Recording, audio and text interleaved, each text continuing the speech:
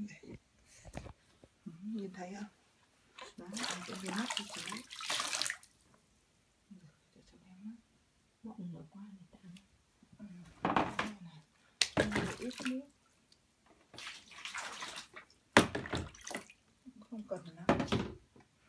Một ngày tắm sạch, còn ngày hôm nay tắm qua. Đấy. Từ 2 con mắt cháu. Chủ yếu là cái bộ phận này nó ăn này, xung quanh mồm. Cái tay tiếp sạch sẽ. Nó còn non này. Sau đó đây. Đây cô cho đây.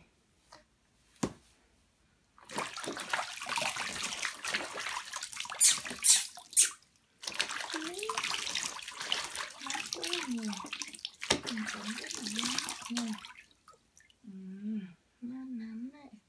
Thế ở cái cổ ra nó rơi, mình bắn non là rơi lắm. Cái mũi này nó dễ bị rơi lắm. Cái chuyện này là ấy có không biết này. Rơi vào khẽ cổ này.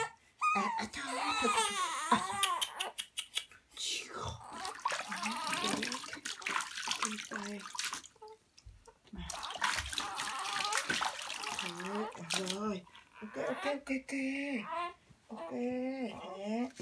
thế cho cái này phải cho từ từ, không có hắn sợ đấy.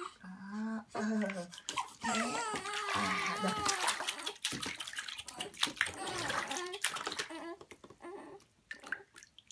Vấn đề không sợ thì mình cho cái tay nó xuống.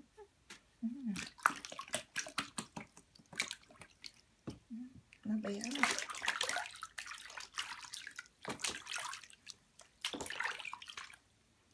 Tay thì hai cái khe nách này trọng tâm này. Này này.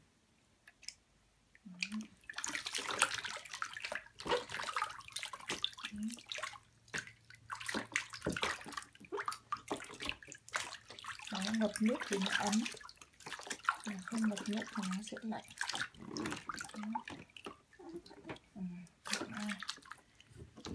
Sao đổi. Thế. Cho em nằm đấy nhá. Em đạp đi. Đạp bơi đi.